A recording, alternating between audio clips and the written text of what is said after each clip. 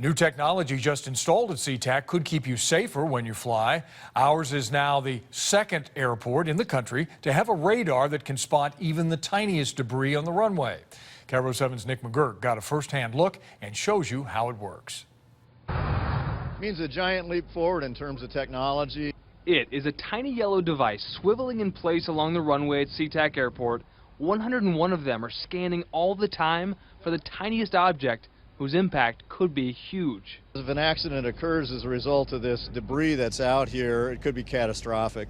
Catastrophic, like in 2000 when an Air France flight in a Concorde jet crashed just after takeoff, killing everyone on board.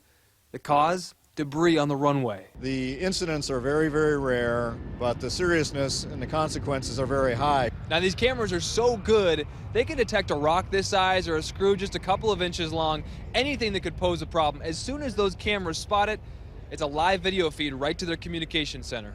We will be getting alerts in this room 24/7.